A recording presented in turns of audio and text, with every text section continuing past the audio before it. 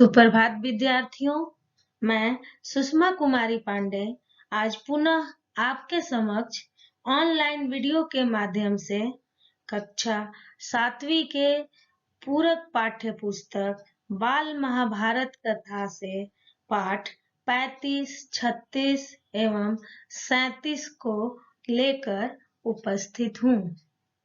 तो आइए विद्यार्थियों, अब हम इन पाठों से जानकारी प्राप्त करें।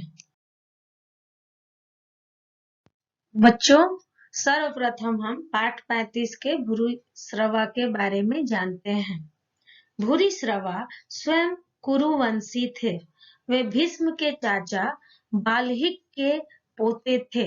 महाभारत युद्ध में तीनों पीढ़ी यानी बाल्हिक के पुत्र सोमदत्त और सोमदत्त के पुत्र भूरिश्रवा ने कौरवों की तरफ से युद्ध किया था। युद्ध के 14वें दिन सात्यकी और भूरिश्रवा का भीषण युद्ध हुआ। उसमें सात्यकी निहत्था हो गया। भूरिश्रवा उसको मारने के लिए तलवार उठाए, उसी समय अर्जुन ने उनका हाथ बाण से काट दिया। इससे दुखी होकर भूरिश्रवा अनशन व्रत लेकर समाधि में बैठ गए। उसी समय सात्यकी ने उसी अवस्था में उनका तलवार से वध कर दिया। महाभारत काल में भूरिश्रवा से बड़ा तलवार चलाने का विशेषज्ञ योद्धा कोई दूसरा नहीं था।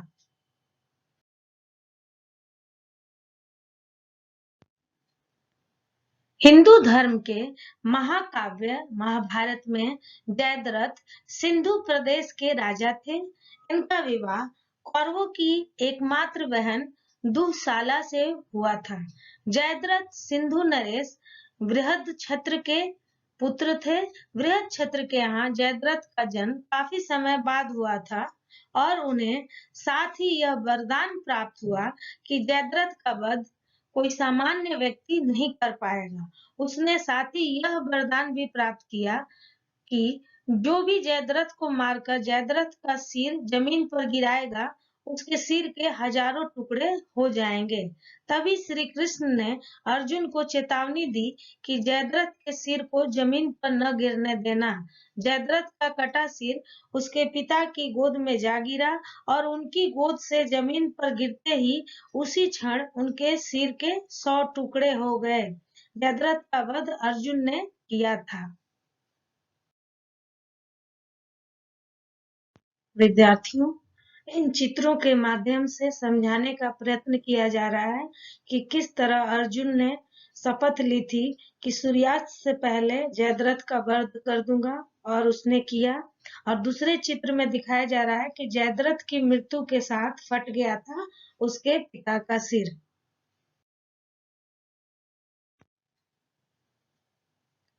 द्रोणाचार्य ऋषि भारद्वाज तथा धृतराष्ट्र नामक अप्सरा के पुत्र तथा धनुर्विद्या में निपुण परशुराम के शिष्य थे।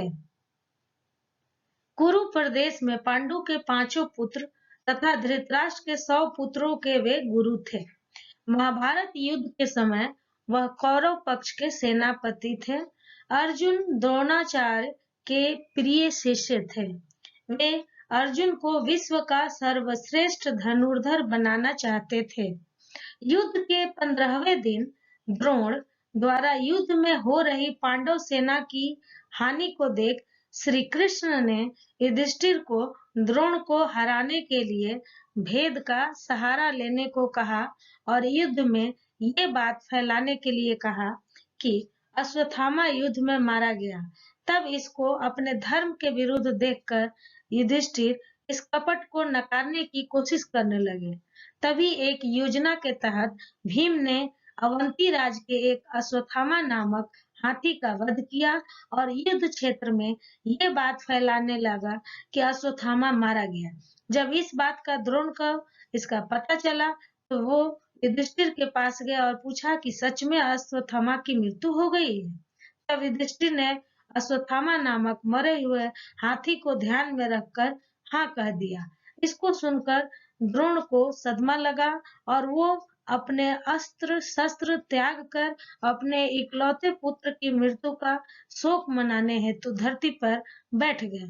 तभी पांडव सेना के सेनापति और द्रौपदी के भाई धृष्टद्युम्न ने तलवार से द्रोण का वध कर दिया। पाठ 36 कर्ण और दुर्योधन भी मारे गए। कर्ण का जन्म कुंती को मिले एक वरदान स्वरूप हुआ था। कर्ण गंगा जी में बहता हुआ जा रहा था कि महाराज भीष्म के सारथी अधिरथ और उनकी पत्नी राधा ने उसे देखा और उसे गोद ले लिया और उसका लालन पालन करने लगे। उन्होंने उसे वासुसेन नाम दिया। अपनी पालनकर्ता माता के नाम पर कर्ण को राधे के नाम से भी जाना जाता है। अपने जन्म के रहस्य उद्घाटन होने और अंग का राजा बनाए जाने के पश्चात भी कर्ण ने सदैव उन्हीं को अपना माता पिता माना और अपनी मृत्यु तक सभी पुत्र धर्मों को निभाया। अंग का राजा बनाए जाने के पश्चात कर्ण का एक नाम अंगराज भी हुआ। रण के दौरान अर्जुन के बाण कर्ण के रथ पर लगे और उसका रथ कई गज पीछे खिसक गया। यद्यपि युद्ध गतिरोध पूर्ण हो रहा था, लेकिन कर्ण तब उलझ गया जब उसके रथ का एक पहिया धरती में धंस गया।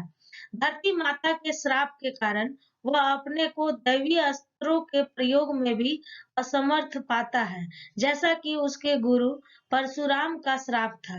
अर्जुन ने एक दैवीय अस्त्र का उपयोग करते हुए कर्ण का सिर धड़ से अलग कर दिया। कर्ण के शरीर के भूमि पर गिरने के बाद एक ज्योति कर्ण के शरीर से निकली और सूर्य में समाहित हो गई। बच्चों, पाठ कर्ण और दुर्योधन भी मारे गए से संबंधित कुछ चित्र है।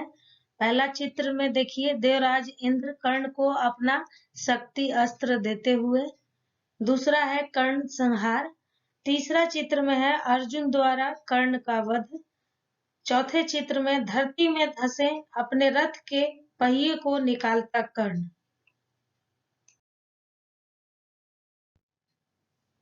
दुर्योधन राजा धृतराष्ट्र और रानी गांधारी के 100 पुत्रों में सबसे बड़ा कौरव था।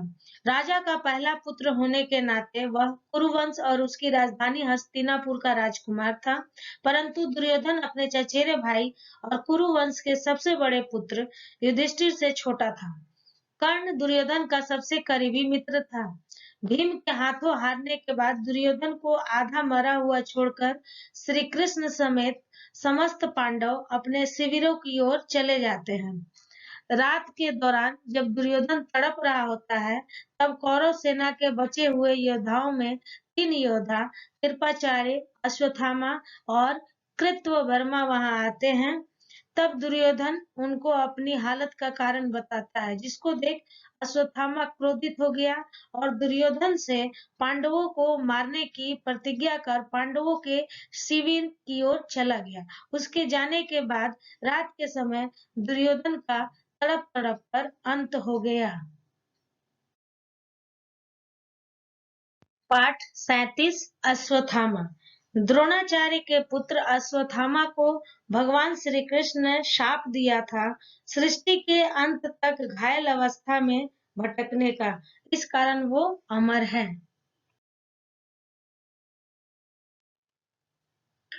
अश्वत्थामा द्रोणाचार्य का पुत्र था। उसका जन्म महाभारत काल में यानी द्वापर युग में हुआ था।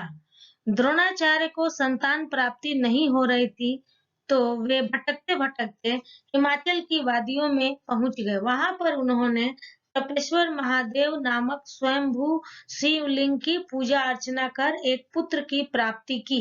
अश्वत्थामा महाभारत के महान योद्धाओं में से एक था, जो सर्वश्रेष्ठ धनुर्धारी कहलाता था।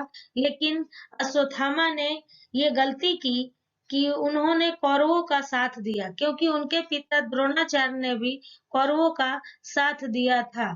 द्रोणाचार्य ने यह सोचकर कौरवों का साथ दिया था कि राज्य से निष्ठा रखते हुए वे राज्य के खिलाफ लड़ नहीं सकते थे। युद्ध के समय उन्हें किसी भी कौरव या अन्य योद्धा की जरूरत नहीं थी। द्रोणाचार्य और अश्वत्थामा ही एक समय पांडवों की सेना पर भारी पड़ रहे थे। तब भगवान श्री कृष्ण को युक्ति आई। उन्होंने सोचा कि क्यों न गुरुदेव को बल से नहीं, छल से पराजित किया जाए। अर्जुन ने अपनी तलवार से अश्वत्थामा के सिर के केस काट डाले और उसके मस्तक की मणि निकाल ली। मणि निकल जाने से वह श्रीहीन हो गया। श्रीहीन तो वह उसी क्षण हो गया था जब उसने बालकों की हत्या की थी, किंतु केस मुंड जाने और मणि निकल जाने से वह और भी श्रीहीन हो गया और उसका सिर झुक गया। अर्जुन ने उसे उसी अपमानित अवस्था में शिविर से बाहर निकाल दिया। मेरे प्यारे विद्यार्थियों, आप पुनः इन पाठों का स्वस्वर वाचन करें एवं समझें। तो विद्यार्थियों, बहुत बहुत आपका धन्यवाद सुनने एवं समझने के लिए।